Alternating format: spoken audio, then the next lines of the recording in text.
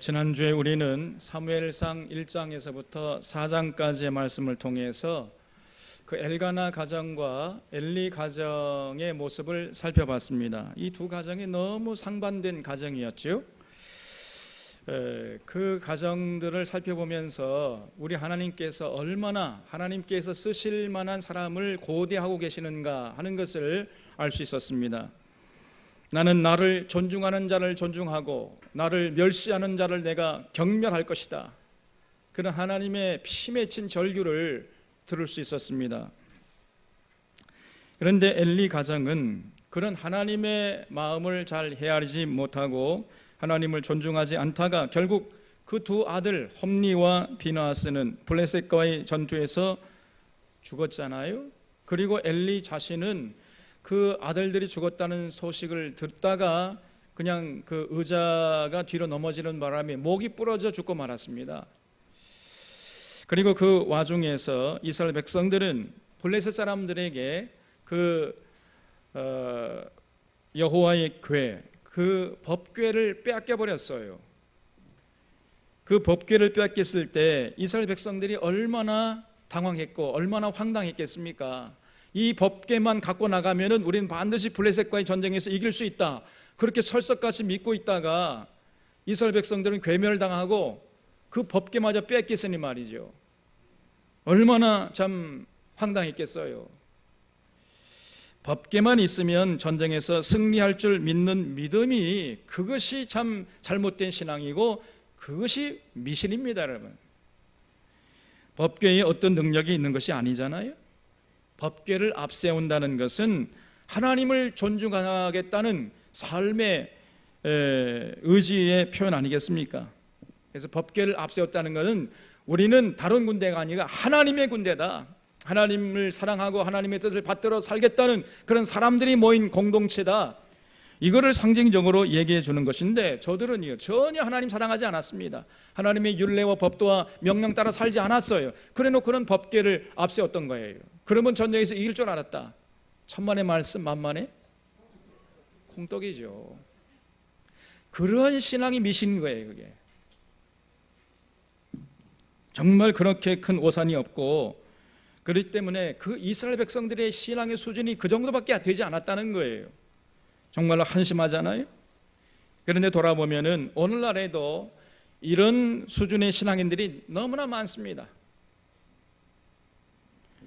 많은 성도들이 예수님의 이름에 어떤 신비한 능력이 있는 것으로 그렇게 착각을 해요.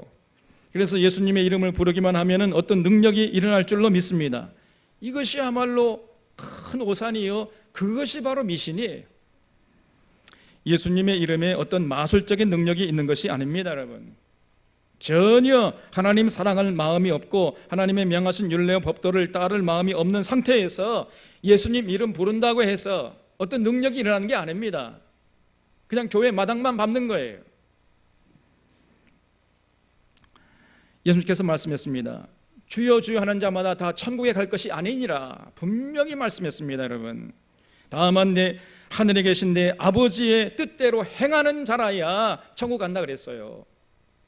말씀을 듣기만 하고 실천하지 않으면은 그 다 무용지물이라는 거예요. 그 헛수고입니다, 여러분. 예수님의 이름을 부른다고 어떤 능력이 일어나는 것이 아니라는 것입니다.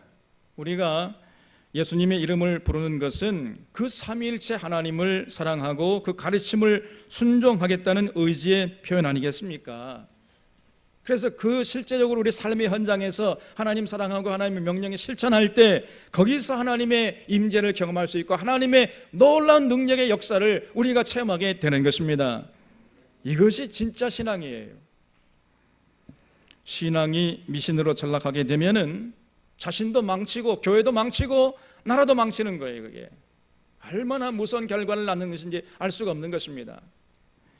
자, 그러면은 법궤를 가져간 블레셋 족속은 그 후에 어떻게 됐을까요? 거기에 대해서 이제 5장 이하에서 기록하고 있습니다. 5장 1절을 보겠습니다. 블레셋 사람들이 하나님의 궤를 빼앗아 가지고 에벤 에셀에서부터 아스돗에 이르니라 그랬죠. 이 블레셋은 원래 5개의 성읍으로 이루어진 나라입니다.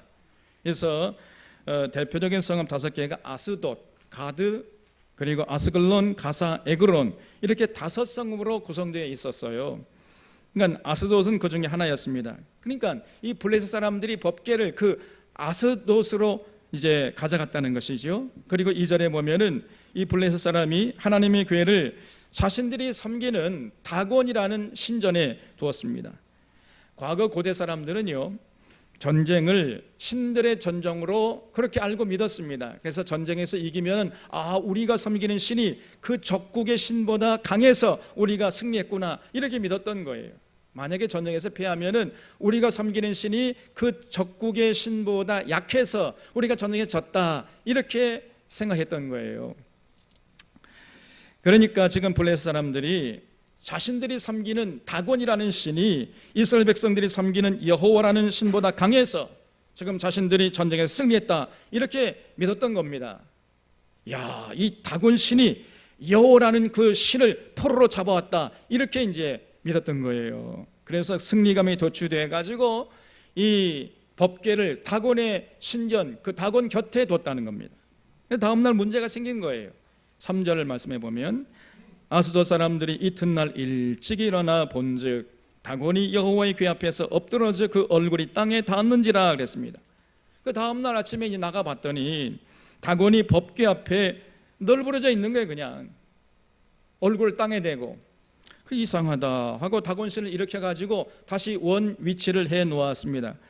그리고 다음 날 나가 보니까 이번에는요, 다곤의 그 목과 손이 땡그랑 잘라져 가지고 마당에 널브러져 있는 거예요. 그뿐 아니었습니다. 6절에 보면 여호와의 손이 아스돗 사람에게 엄중히 더하사 독한 종기의 장으로 아스돗과 그 지역을 쳐서 망하게 하니 그랬습니다. 아스돗 사람들에게 독한 종기가 막 여기저기에서 일어나는 거예요. 그러니까 아스돗 사람들이 어이쿠 안 되겠다 해가지고 겁을 잔뜩 집어먹고 법궤를 가드라는 성읍으로 보냈더니 거기서 똑같은 현상이 벌어졌습니다. 가드 온 성읍 사람들의 몸에 독한 종기가 난 거예요.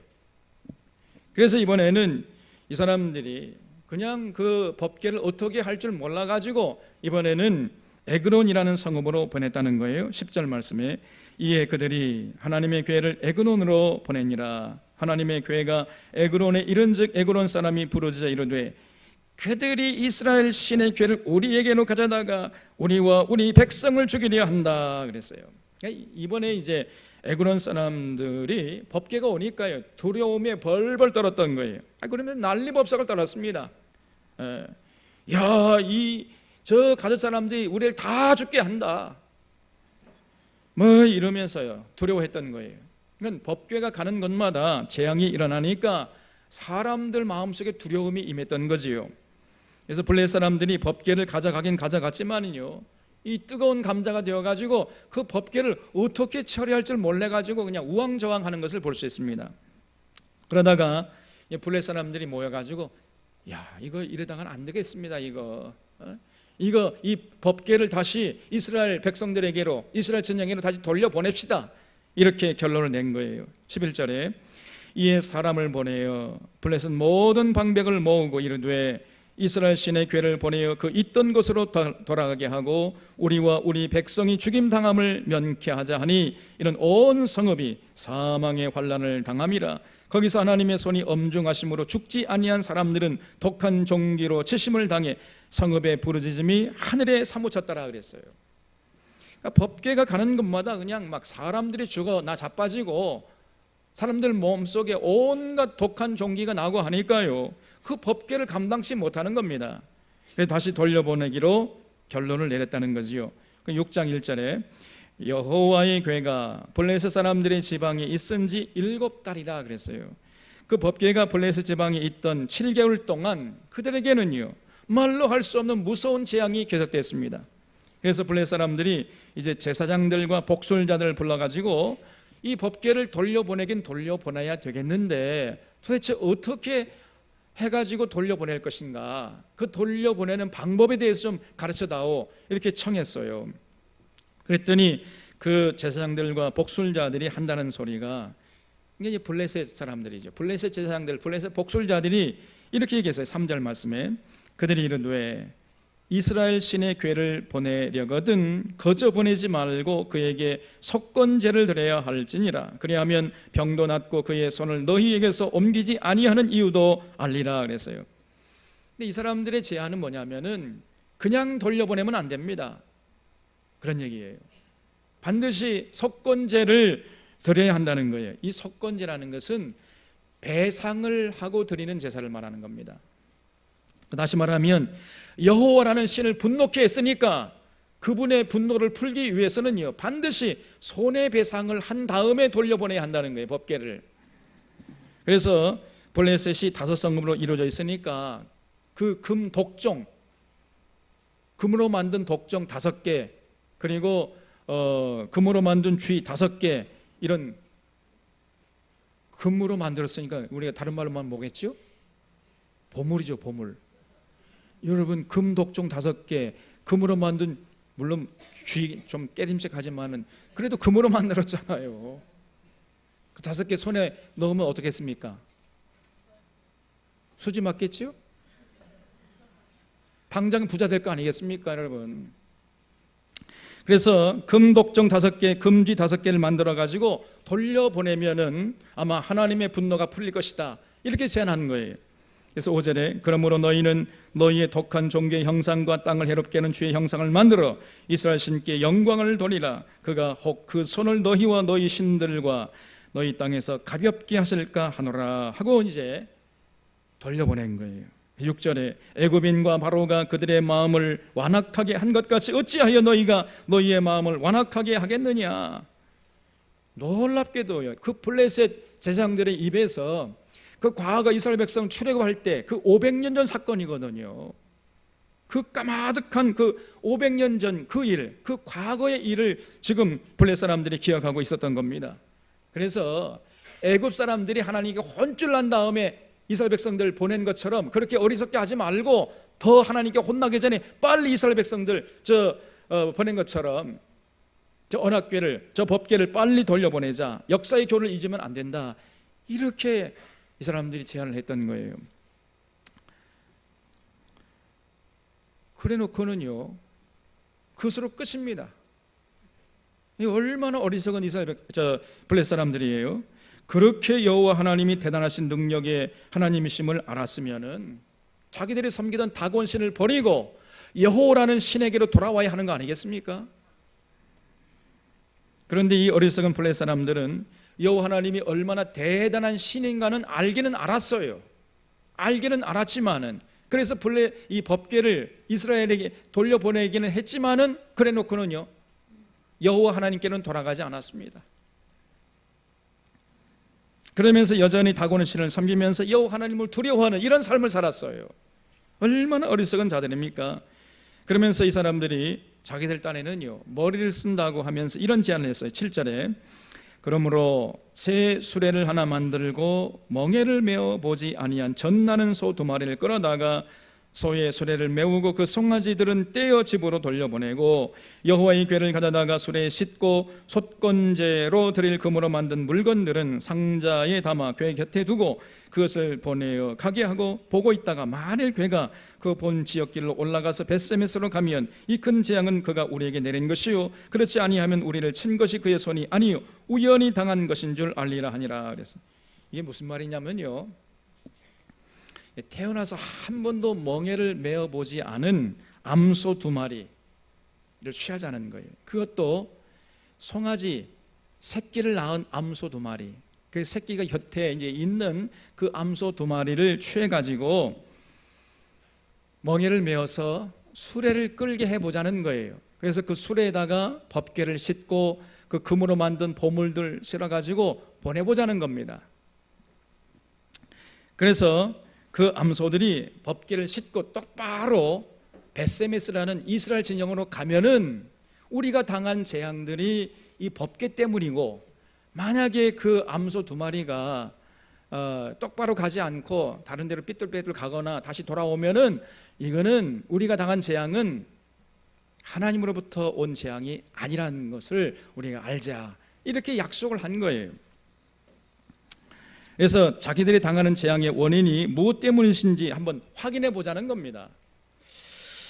근데 여러분, 이 소의 목에다가 멍에를 매게 하는 것은요, 저는 해보지 않아서 잘 모르겠는데 해본 사람의 말을 들어보면 정말 어렵다는 거예요. 여러분, 여기에 그 어렸을 때 소에다가 멍에를 매본 사람 있습니까? 왜 이렇게 세상이 조용해요? 이렇게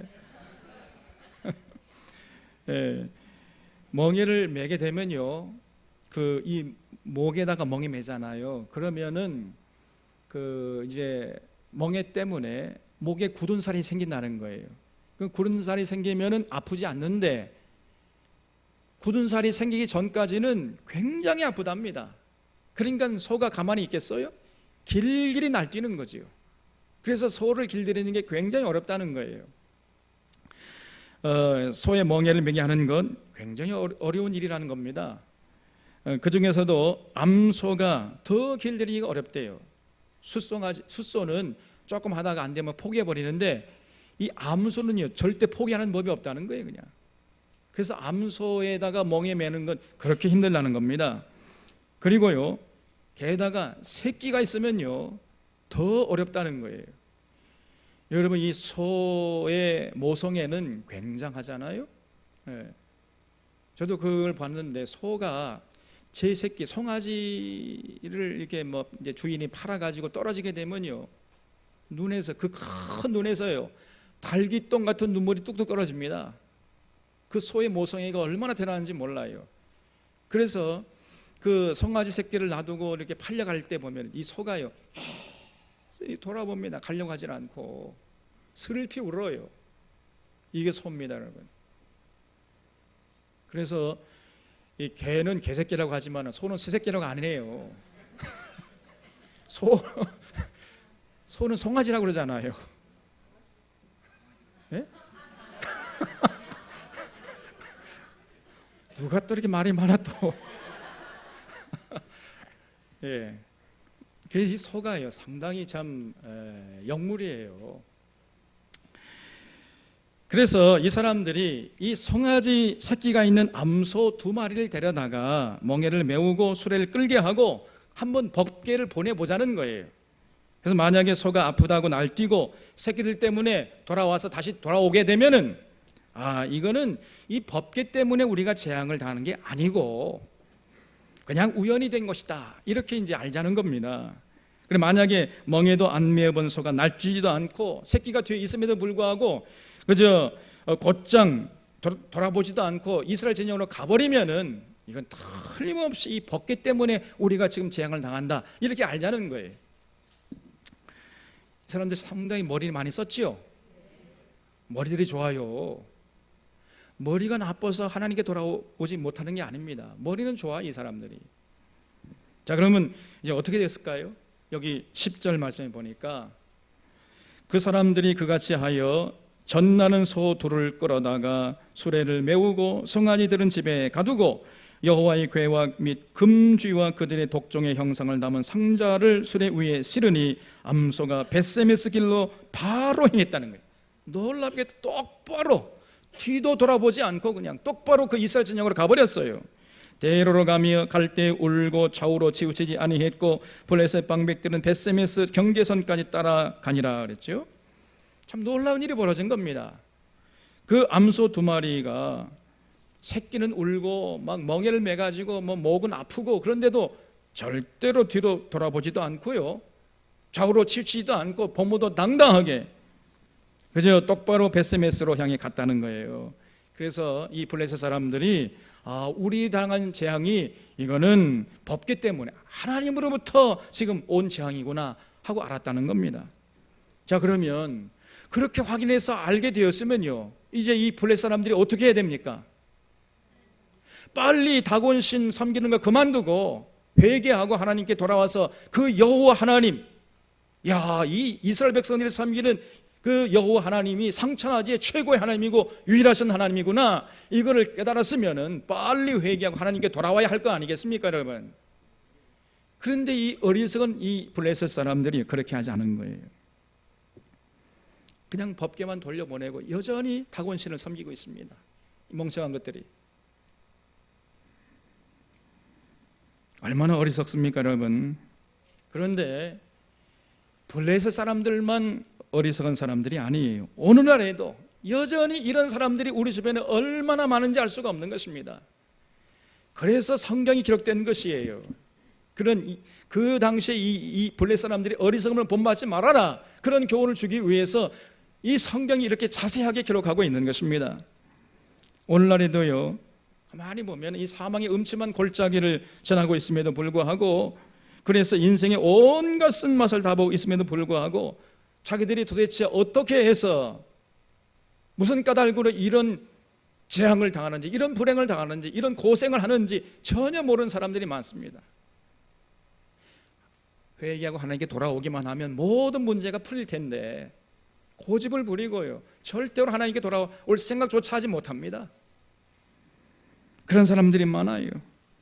그렇게 인생에서 시달리고 고통을 당한다면 그건 하나님께 돌아오는 신호인데, 그렇지 않고 고집을 부리고 여전히 죽음의 길로 빨리 달려가는 인생들이 얼마나 많은지 알 수가 없는 것입니다. 그런 자들에게 우리가 나아가서 깨우쳐서 그 사람들을 하나님께 돌아오도록 할 사명이 여러분과 제가 있다는 사실을 잊지 마시기를 바랍니다. 여러분, 돌아오라는 거예요. 돌아오라, 하나님께 돌아와라, 그래야 너희들이 살 수 있다. 이 메시지를 지금 하나님께서 우리에게 말씀하고 계시는 겁니다. 자, 그러면은 이스라엘 그 백성들은 어떻게 되었을까요?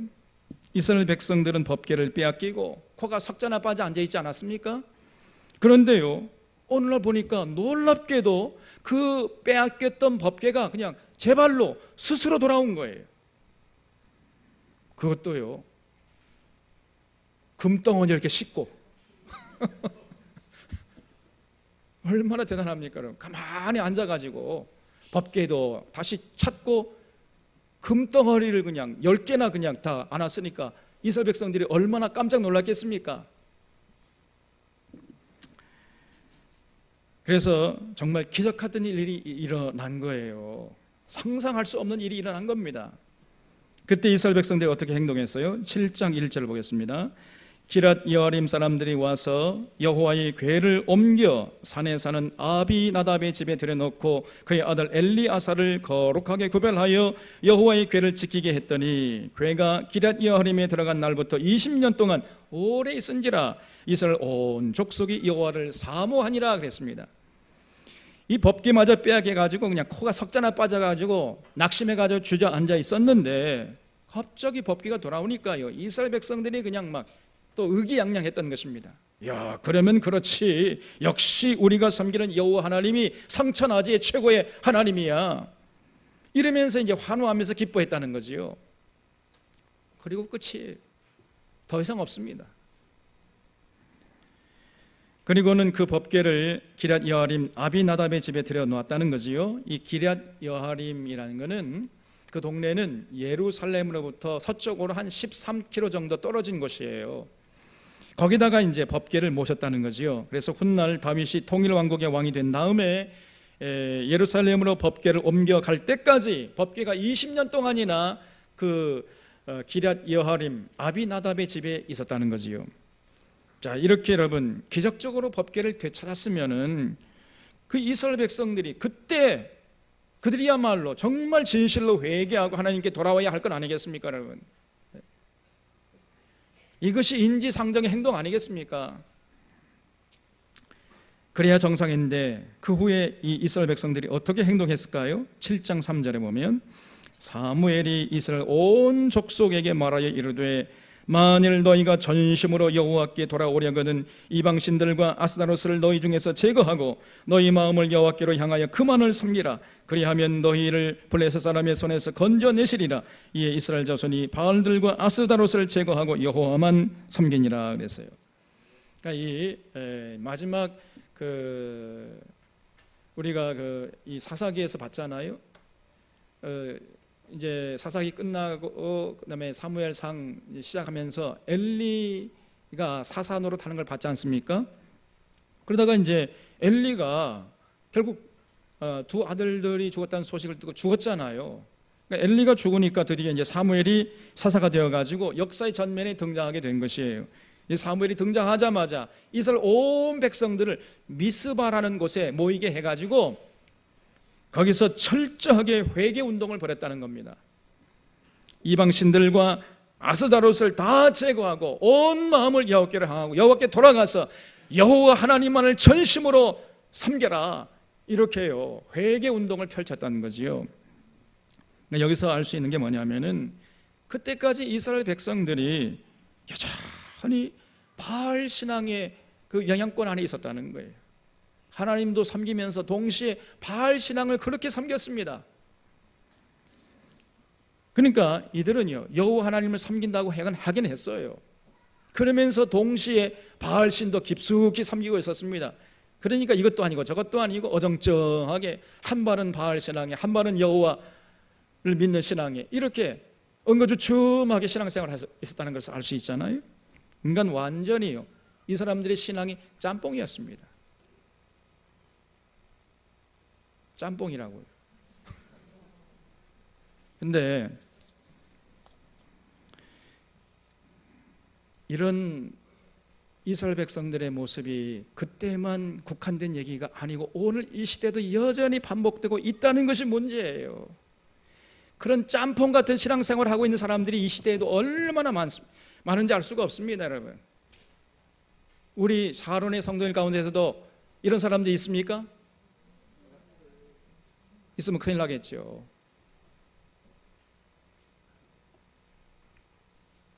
그래서 이 사무엘이 강력하게 종교 개혁을 외쳤어요. 추진했습니다. 하나님을 제대로 너희들이 섬기려면은 빨리 그 바알 신앙을 다 제거해버리고 바알 신전들 그 우상단지들 전부 다 깨버리고 전심으로 하나님께 돌아가서 하나님만을 섬겨라, 강력하게 요구한 거예요. 그래서 이들이 모든 우상단지들을 없애버리고 여호와께 돌아갔다는 겁니다. 제가 몇 년 전에 페루에 성경 강좌하러 갔을 때 보니까 남미는요 우리 개신교는 눈을 씻고 찾아볼 수가 없습니다. 전부 캐톨릭이야. 성당밖에 없습니다. 교회당은 없어요. 남미는 거의 90%가 캐톨릭입니다. 개신교는 맥을 못 쳐요. 그런데 이제 시간을 내 가지고 캐톨릭 성당, 큰 성당에 가봤어요. 가보니까요 그 성당 안에 온갖 성인들의 형상들을 다 세워놨습니다. 그 이렇게 막 그 벽 전부 성인들의 형상이 가득 차 있었어요. 그래서 그 앞에 가서 성도들이 그 성인의 이름으로 기도를 하는 겁니다. 예수님의 이름으로 기도하는 게 아니에요. 성인 중에는요 경제를 관장하는 성인이 있다는 거예요. 또 병을 낫게 해주는 성인이 있다는 겁니다. 그래서 사업이 어려운 사람들은요 그 경제를 관장하는 성인 앞에서 그 성인의 이름으로 기도를 하는 거예요. 그러면 그 성인이 자기 사업을 잘 되게 해준다, 이렇게 믿고 기도하는 겁니다. 또 병이 난 이 환자들은 병을 낫게 해준다는 그 성인 앞에 가서 거기서 성인의 이름으로 기도를 하는 거예요. 그러면 병이 낫는다, 이런 신앙을 갖고 있더라고요. 그래서 그 성당 안에 그 벽마다 성인들의 형상이 셀 수 없이 많이 세워져 있는 걸 제가 봤습니다. 그러니까 그 남미의 캐톨릭이요 전혀 하나님 믿는 게 아니고 예수님 믿는 게 아니고 그냥 그 우상단지들이 가득 차 있는 것을 제가 보았습니다. 완전히 캐톨릭이 타락하고 미신 덩어리예요. 그냥 신앙이 미신으로 전락해버리고 말았습니다. 그리고 또 성인들의 유골을 보관해놓고 그 유골 앞에서 절을 하면은 기도가 응답받는다. 그리고 어떤 사람은요 그 유골, 그 성인들이 이제 죽어가지고 뼈를 이렇게 보관해놓고요 그 뼈에다가 이렇게 손을 내가지고 자기 입을 맞추면은 그 성인의 기운이 자기에게 임해가지고 자기가 복을 받는다, 이런 신앙을 갖고 있더라고요. 그것처럼 어리석은 신앙이 없는 것이고 미신이 없는 거예요. 그게 미신이죠. 전부 이 남미의 이 캐톨릭 신앙은 미신입니다. 미신. 제가 보니까 그렇기 때문에 500년 전에 이 종교 개혁자들이 일어나가지고 그 당시도 벌써 그랬거든요. 교회당 안에 모든 성상들, 성인들의 그 형상들 전부 제거하게 했습니다. 그리고 성인들의 그 뼈들, 유골들 전부 제거하게 했거든요. 이게 종교 개혁이 있던 거예요. 그런데 캐톨릭은 아직도 그걸 제거하지 않고 그대로 내놓고 그냥 그 성인들을 숭배하고 있더라고요. 참 기가 찹니다.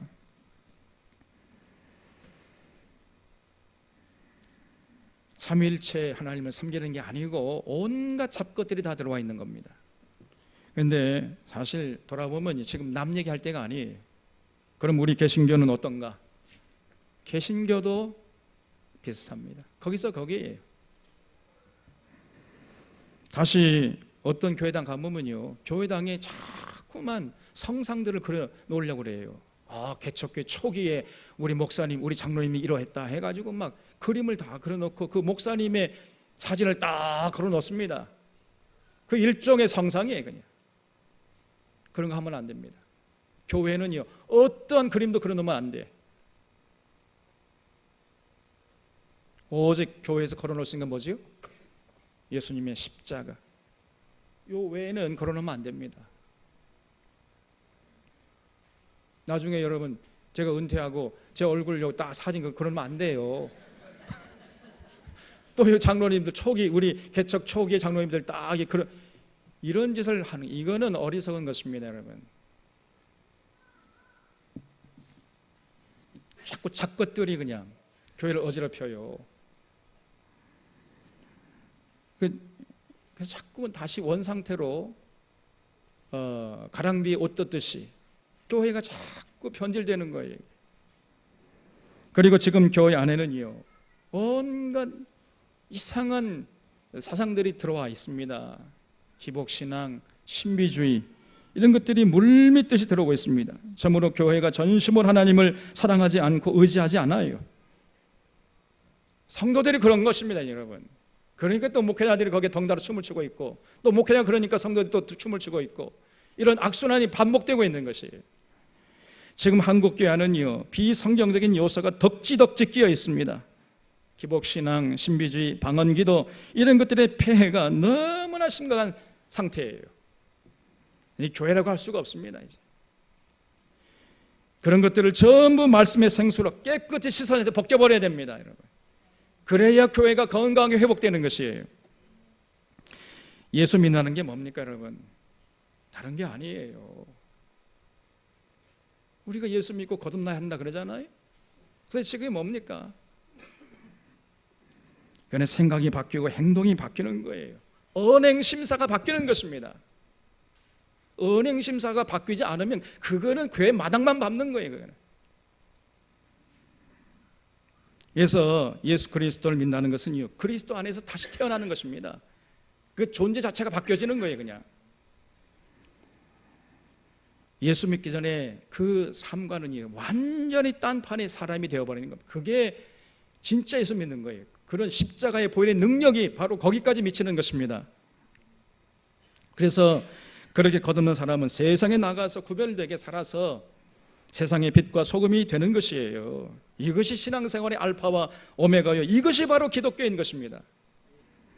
우리 사랑하는 성도들은 전심으로 하나님께 돌아갈 수 있기를 주님의 이름으로 축원합니다. 여러분, 하나님만을 섬기고 하나님 사랑하고 하나님의 통치를 받을지언정 결단코 이스라엘 백성들처럼 어정쩡 앉아서 이거 신앙생활 하는 것도 아니고 안 하는 것도 아니고 세상 사람도 아니고 교회 사람도 아니고 이것도 아니고 저것도 아니고 짬뽕 같은 그런 삶을 살아가는 그런 사람들이 한 사람도 없기를 주님의 이름으로 축원합니다.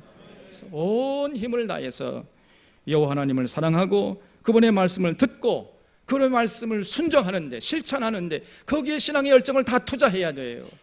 이것이 진짜 성도인 것입니다. 이제 쭉쟁이나 가라지 같은 이런 자들이 있으면 안 돼요. 지금 사무엘이 그렇게 지도했던 것입니다. 믿으려면 제대로 믿어라. 이렇게 철저하게 회개 운동을 펼쳤더니 이스라엘 백성들 다 이제 그 사무엘이 살아있을 동안에는 그렇게 했다는 거예요. 그랬을 때 놀라운 현상이 벌어졌습니다. 놀랍게도 이 블레셋 족속들이 감히 이스라엘을 넘보지 못하는 그런 강한 나라가 됐다는 거지요. 그래서 나아가서 블레셋 족속들에게 뺏겼던 땅까지 회복하는 이런 역사가 일어난 겁니다. 13절에 이에 블레셋 사람들이 굴복하여 다시는 이스라엘 지역 안에 들어오지 못하였으며 여호와의 손이 사무엘이 사는 동안에 블레셋 사람을 막으시며 블레셋 사람들이 이스라엘에게 빼앗겼던 성읍이 에그론부터 가드까지 이스라엘에게 회복되니 이스라엘이 그 사방 지역을 블레셋 사람들의 손에서 도로 찾았고 이스라엘과 아모리 사람 사이에 평화가 있었더라 그랬어요. 그러니까 이 사무엘이 사사로 있을 동안에는요, 이스라엘 백성들이 하나님께 돌아와가지고 하나님 제대로 섬겼다는 거예요. 그러니까 당연히 개인은 행복하고 사회는 평화롭고 나라는 부강해졌지요. 그래서 감히 저 블레셋 나라가 쳐들어오지 못하는 강력한 나라가 됐다는 것입니다.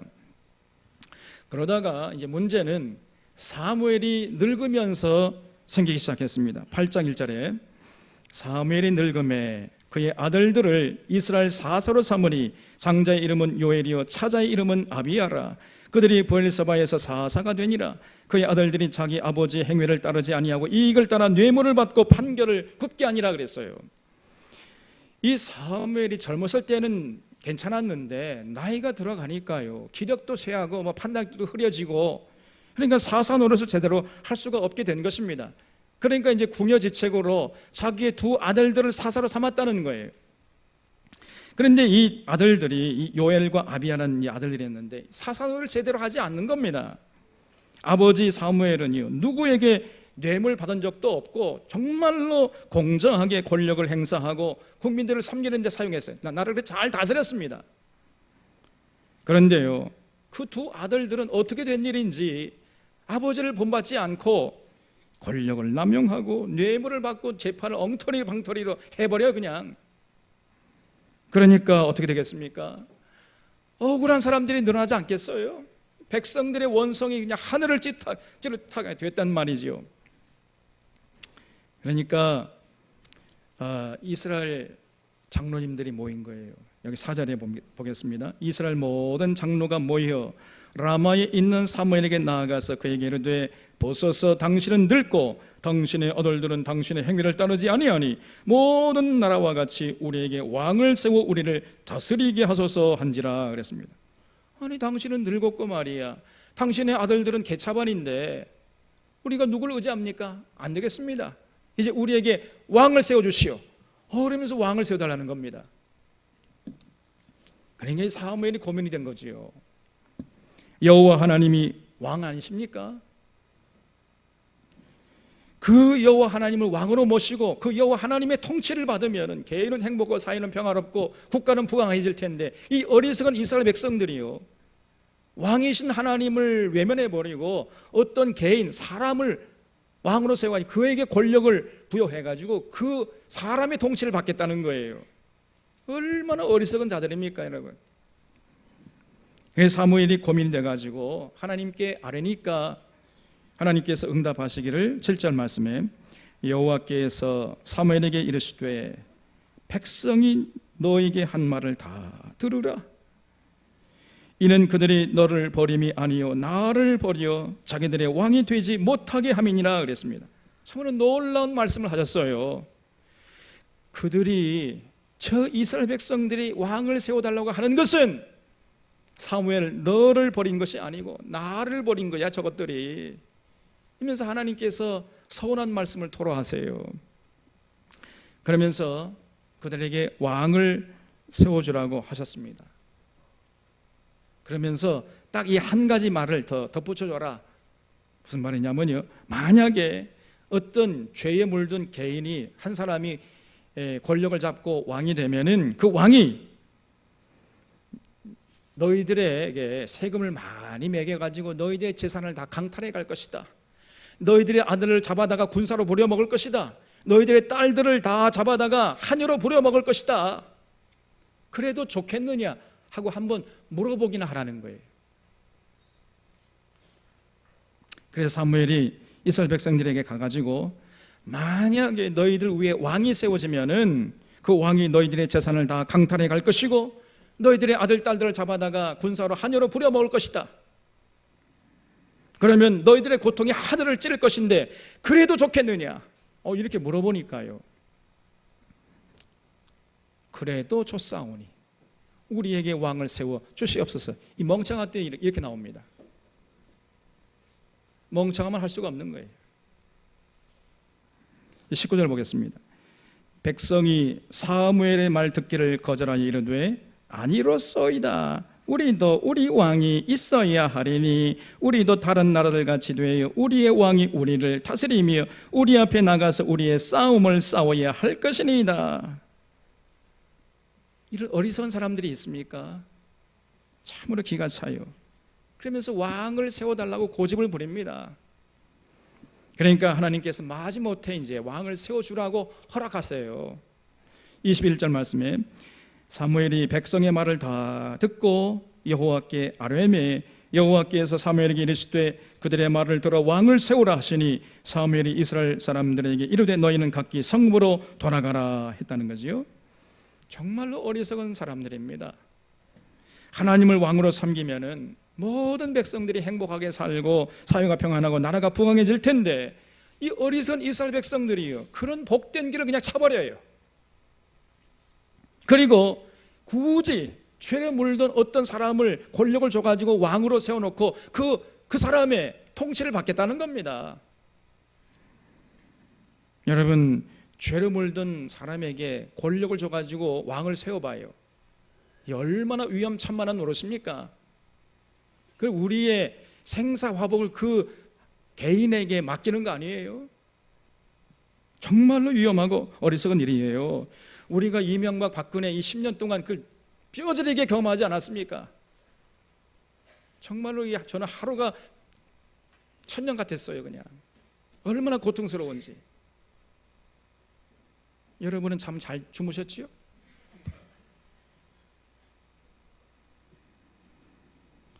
미련에도 분수가 있어야지. 그래서 여러분 가급적이면요 하나님과 우리 사이에 죄로 물든 사람이 권력을 가지고 하나님 대신 우리를 통치하는 이런 일들이 가급적이면 없어야 돼요. 모든 사람들이 하나님을 왕으로 모시고 하나님의 통치를 받으면서 살아가는 것이 이게 가장 이상적인 모습입니다. 그럼 가장 이상적인 모습을 우리가 두 글자로 줄여서 뭐라고 그래요? 천국이라고 하는 거예요. 천국.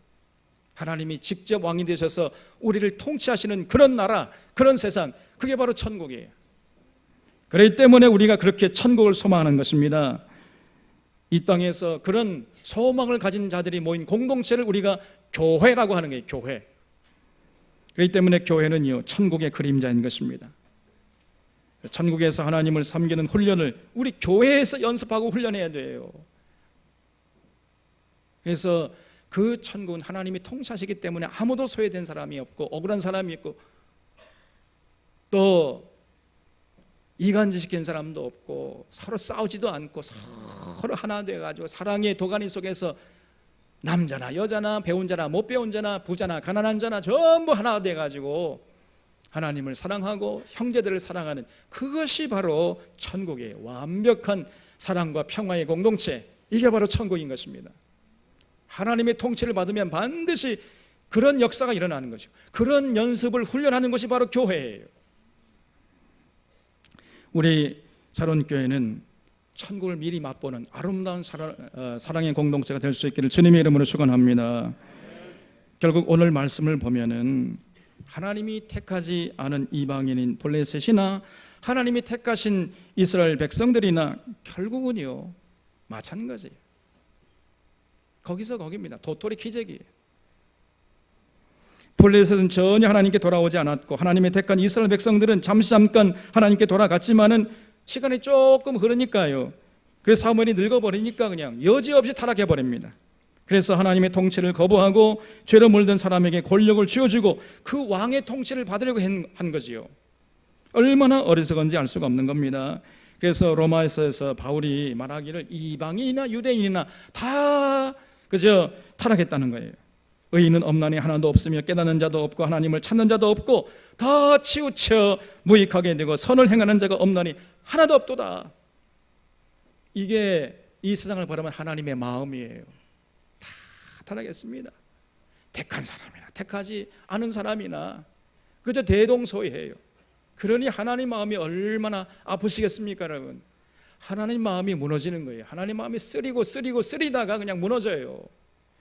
그런 하나님의 마음을 헤아릴 줄 아는 자가 성숙한 성도인 것입니다. 우리들이 하나님의 뜻을 받들지 않고 성도들끼리 서로 싸우고 다투고 그래봐요. 하나님 마음이 무너진다니까요.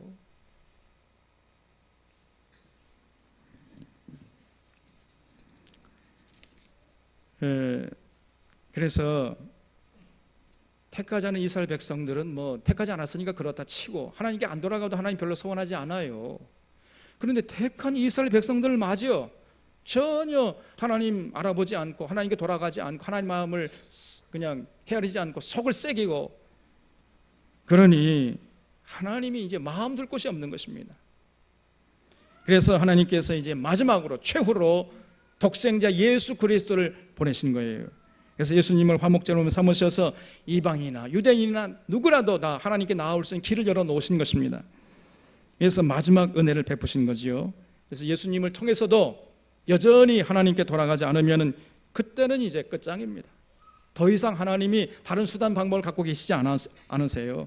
더 이상 하나님이 자비를 베푸시지 않습니다. 그런 자들에게 기다리는 것은 무서운 지옥의 심판밖에 없는 것이에요. 그렇기 때문에 우리가 우리의 사랑하는 자들에게 예수 그리스도를 전해야 하는 것입니다.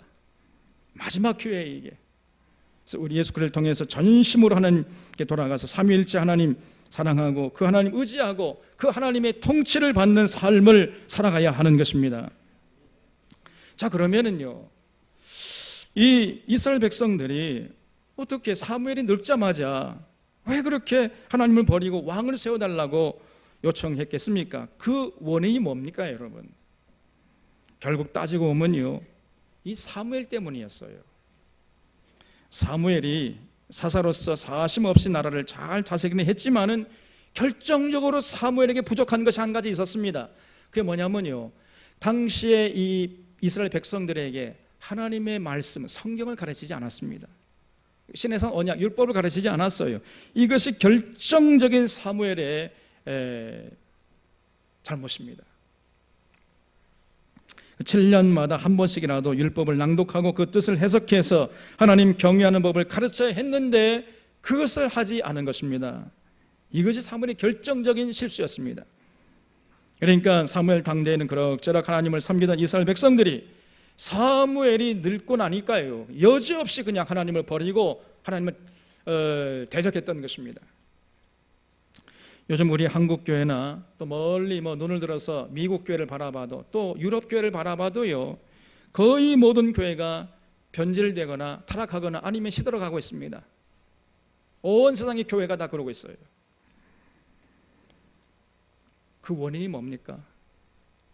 한국 교회는 미국 교회 영향 받아가지고 기복신앙 신비주의에 다 물들어가고 있고, 유럽 교회는요, 가보면 거의 시들어가고 있습니다. 이제 젊은이들은 눈을 씻고 찾아봐도 찾아볼 수가 없고요, 머리가 하얀 이제 하나님께 가실 날이 얼마 남지 않은 그 노인들 몇 명만 모여가지고 예배드리고 있는 그런 형국입니다. 이 유럽 교회 대부분의 유럽 교회가 이제 문을 닫거나 아니면은 그 교회당이 술집으로 변하거나 그러고 있습니다. 도대체 왜 그렇게 되는 것입니까? 복음의 능력이 없어서입니까? 여러 가지 이유가 있겠습니다만 결정적인 이유는요, 교회가 성경을 통전적으로 가르치고 배우지 않기 때문이에요. 요 하나입니다. 모세가 신명기 31장에서 유언으로 남긴 것처럼 매 7년 정기 면제년 초막절에 온 백성 남자나 여자나 할 것 없이 갓난 아기까지라도 이방인까지라도 전부 불러 모아가지고 일주일 동안 성경 강좌해라, 성경 말씀을 읽어주고 그 뜻을 해석해줘가 다 이해할 수 있도록, 그래서 결국 하나님을 경외하는 법을 가르쳐라, 이 명령을 내렸는데 이거를 하지 않고 있는 것입니다. 여러분, 교회는요, 진리의 터요 진리의 기둥이라 그랬습니다, 바울 선생이. 다시 말해서 교회는 반드시 성경의 진리 위에 서 있어야 하는 거예요. 그래야 교회가 건강성을 유지할 수 있는 것입니다. 그런데 오늘 한국 교회를 돌아보면은요, 전혀 교회가 이 성경의 진리 위에 서 있지 않아요. 연세대 사회학과 교수였던 이 박영신 교수의 말을 들어보면요, 오늘날 한국 교회는 성경의 진리 위에 서 있지 않고 어디에 서 있느냐? 샤머니즘에 서 있다는 거예요. 샤머니즘 위에 서 있다, 이렇게 얘기를 합니다. 교회의 신앙의 뿌리를 파고 들어가면은 예수님의 가르침이나 예수님의 정신에 그 교회의 뿌리를 대고 있는 것이 아니고 샤머니즘이라는 뿌리에 대고 있다는 겁니다. 여러분이 샤머니즘이 뭔지 알죠? 옛날에 우리 조상들이 그냥 큰 느티나무 밑에 비나이다 비나이다 내 새끼 잘되게 해주십니다, 우리 남편 사업 잘되게, 요런 이 샤머니즘이에요. 이게 그대로 교회 안에 들어가 가지고 교인들이 전부 대부분이 샤머니즘의 정신에 영향을 받고 있다는 거예요. 예수님의 정신에 의해서 영향받는 게 아니고, 그래서 겉으로 허울 좋게 뭐 예수님 이름을 들먹이지만은 실제적으로 삶의 내용을 들어보면요, 샤머니즘이라는 거예요. 이게 오늘 한국 교회입니다. 이런 상태에서 빨리 벗어나야 합니다. 올해가 종교개혁 500주년인데 종교개혁자들이 외친 오직 성경, 솔라 스크립투라, 이 정신으로 돌아가야 돼요. 그런데 올해가 종교개혁 500주년이 되는 해라서 그런지는 모르겠는데 성경으로 돌아가자, 그 원론적인 말에 이의를 다 사람이 누가 있겠습니까? 다 동의합니다. 그런데 강론으로 들어가서 그럼 도대체 어떻게 하는 것이 성경으로 돌아가는 것이냐 물으면요, 얘기가 이제 달라집니다. 각양각색이에요. 대부분 사람들이요, 그저 크로스웨이나 베델 같은 그 성경 교재 가지고 그 공부하면은 성경으로 돌아가는 줄 생각을 해요. 이것처럼 큰 착각이 없습니다, 여러분. 아닙니다. 성경으로 돌아간다는 것은 교회에 들어온 모든 성도들이 너나 나나 할 거죠. 한 사람도 빠지지 않고 성경 66권을 한 권도 빠짐없이 스스로 읽고 그 말씀을 통해 계시하시는 하나님을 인격적으로 만나서 주체적으로 독립적으로 그 하나님을 사랑하고 그 하나님의 명령에 순종하고자 하는 모습을 보여드리는 것입니다. 이것이 성경으로 돌아가는 거예요. 그래야만 교회가 살아납니다, 여러분. 사람 많이 모는 게 그 대수가 아니에요. 어중이 떠중이 다 모여가지고 뭐 배나 더 지옥자시 되게 하면은 그게 무슨 의미가 있습니까, 여러분? 아무런 의미 없는 것이에요. 모든 교회에서 모든 목사님들이 모든 성도들에게 성경 66권을 빠짐없이 가르치고 성도님들은 그 가르침을 충분히 개인적으로 이해하고 그 말씀을 통해 진리를 깨닫고 진리로 무장해서 진리 따라 살아가는 것입니다. 이것이 성경으로 돌아가는 것이에요. 그렇기 때문에 적어도요, 모든 교회의 장로님들, 안수 집사님들, 권사님 정도가 되면은 성경의 전문가가 되어야 됩니다. 그리고 성경을 자신 있게 가르칠 수 있어야 돼요. 장로님이 됐는데 안수 집사가 됐음에도 불구하고 권사가 됐음에도 불구하고 성경 한 권을 제대로 못 가르친다면요, 그 빨리 직분 내놔요. 부끄러운 것입니다. 성경을 가르치는 자기 제자들이 다 있어야 돼요. 여러분, 배우기만 하고 가르치지 않으면요, 반드시 그는 좀 있으면 다 머릿속에 사라져버려요. 사장돼 버립니다. 그래서 반드시 전해야 돼요. 믿지 않는 불신자들 집에 초청해가지고 여러분 가르치십시오. 이게 진짜 전도하는 겁니다. 도를 전하는 거예요. 우리 천원교회는 그런 교회가 될 수 있기를 바랍니다. 그래서 과거처럼 저쪽에 있는 것처럼 그냥 안일하게 신앙생활 하려고 하면 안 돼요. 그런 상태로 여전히 여기서도 지내다가 뭐 시간이 흘러가지고 또 장로 되고 뭐 집사 되고 권사 되면은 또다시 엉뚱한 생각이 나고 엉뚱한 짓이나 하고 교회의 성장과 부흥을 가로막는 걸림돌이 되면은 그거 어떻게 되겠습니까? 시장 잡혀만도 못한 것들이 앉아가지고 교회를 좌지우지하고 그러면 교회가 어떻게 되겠느냐 그 말이에요. 교회를 어지럽히는 괴물딱지가 되어버리는 것입니다. 그러므로 우리 샤론의 성도님들은 그런 어리석음을 반복하지 않고 영적 벙어리가 한 사람도 없기를 주님의 이름으로 부탁을 드립니다. 성경을 통해서 깨달은 진리를 열심히 실천하고 전하잖아요. 그러면은요, 내가 더 은혜를 받습니다. 그 깨달은 진리가 더 명료하게 되는 거예요, 그게. 그래서 우리 교회는요, 목회자 혼자 성경을 가르치는 교회가 아니에요. 그런 교회를 빨리 벗어나야 됩니다. 그래서 월요일 반은 어떤 장로님이 인도를 해야 돼요. 이제 또 화요일반은 어떤 집사님이나 권사님이 인도하고, 수요일은 뭐 수요예배 드리니 갈 수 없고, 목요일반, 금요일반, 토요일반 다 계산해가지고 장로님이나 권사님이나 집사님들이 다 한 반씩 맡아서 가르치는 이런 교회. 그래서 1년 365일 우리 예배당에 불이 꺼지지 않는 이런 교회가 될 수 있기를 주님의 이름으로 축원합니다. 여러분 아멘 하셨어요.